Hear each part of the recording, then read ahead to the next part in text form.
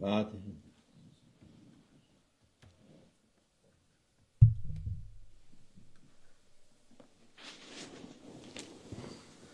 Selamun Aleyküm. Euzubillahimineşşeytanirracim. Bismillahirrahmanirrahim. Ve salatu vesselamu ala Resulina Muhammedin seyyidil evvelin ve ahirin. Ve ya Resulullah ve salatu ve sahabe Resulullah. Ve de yavaşan desturu ve Allah fazla asıca Muhammed'in vermedet. Tarikatuna as-suhba vel hayru fil cemiyye. Bismillahirrahmanirrahim. Ellezine istemi'unel kavl feyettabi'une ahsene. Sadakallahu azim. Sözü bir şey duyup da onun iyisini takip onu eden onlar kazanmıştı diyor. Allah Almighty says that the winners are those who hear a word, who hear a recommendation, and who follow those good words, those who follow recommendations which are the best of all words. Ve kavl dedi sözdür, yani kelamdır.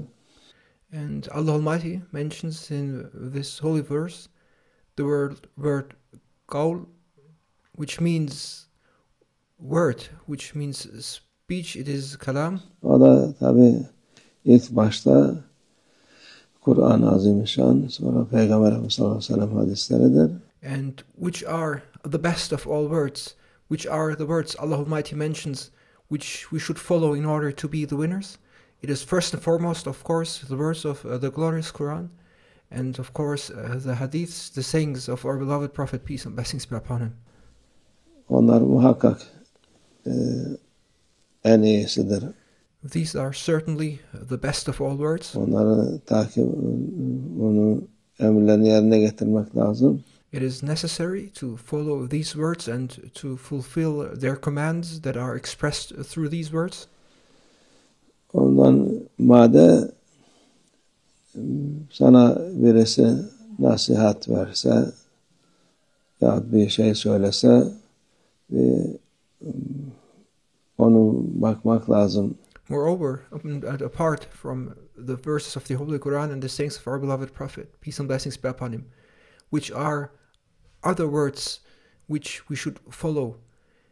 If somebody gives you an advice or gives you a recommendation, and if it's for your goodness, then these are also good words you must consider.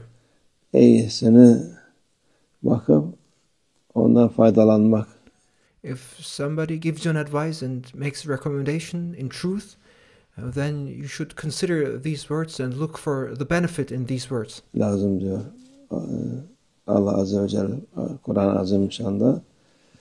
Yani sana bir şey, insan bir şey söylese hoşuna gitmezse de bunu haksa onu kabul etmek lazım. This indicates that we must accept the truth and we must always seek the truth within words. And even if a person says something which we do not like, if it's the truth, we must accept it. Ama her deneni de kabul etmek olmaz. Of course, you must not accept everything. Çünkü o Allah Azze ve Celle Peygamber'in sözüne, kelamına muhalif olsa o vakit onu kabul edilmez. Of course, you must not accept everything people say. If something contradicts what Allah Almighty says, if something opposes what our beloved Prophet, peace and blessings be upon him, says, then you should not accept that. Ama normal şeylerde çoğu şey var. İnsan kendi nefsi için, başkası için söylenen sözler var. Acaba ben bu doğru mudur, değil midir diye bakıp bunu bakmak lazım. Onu. But when it comes to normal matters, which do not oppose what Allah Almighty says, which do not oppose what our beloved Prophet, peace and blessings be upon him, says, and there are many situations and many things that are said by people, it may concern your ego, it may be concerning others, and when somebody says something, you must consider and research whether what is said is right or wrong. Haksa onu kabul etmesi lazım. And if what is being said is right and represents the truth, then you must accept it. Yani kendi nefsine uymasa bile, hoşuna gitmese bile, hak sözse onu takip etmek, Even if what is being said doesn't suit your ego, even if what is being said is something which you don't like, but if it's the truth, if what is said represents the truth, then one should accept it. faydadır. And there is benefit in accepting words that are the truth, even if one does not like them. Onu kabul etmemek iyi olmaz. If you do not accept the truth, it is not good for you. Yani bir faydası olmaz. There will be no benefit in not accepting the truth. Zarar olmasa da faydası da olmaz. And even though there may be no damage in not accepting those words of truth, there's certainly no benefit. Onun için hak kimden gelirse, çocuktan, büyükten, yaşlıdan, gençten, kadından, erkekten, herhangi bir insandan gelirse onu kabul etmek lazım. You must accept the truth wherever it comes from, whether it comes from a child, whether it comes from an elderly person, from a young person, from a woman, from a man. It doesn't matter where that truth comes from. You must accept the truth. Peygamber Efendimiz sallallahu aleyhi ve sellem buyuruyor, müminin kaybettiği şey güzel ilimdir, güzel sözdür.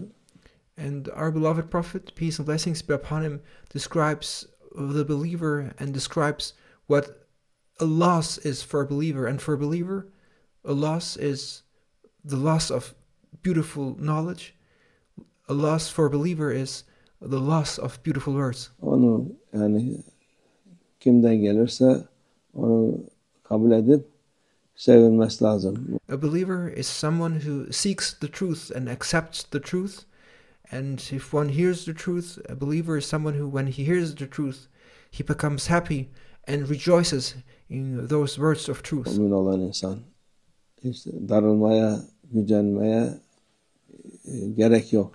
One mustn't be offended or resentful when hearing the truth.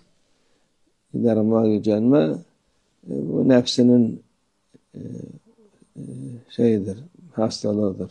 You must know that when you hear the truth and you feel offended, then you must know that it is your ego that feels offended and that feels resentful.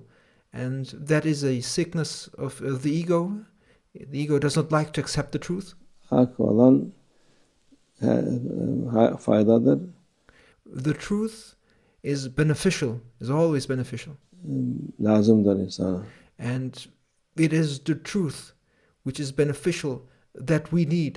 Allah hakkı duyup onu kabul edenlerden eylesin. May Allah Almighty make us to be among those who hear the truth, who listen to the truth and accept it. Hepimizi. Ve minallah tevfik. El Fatiha.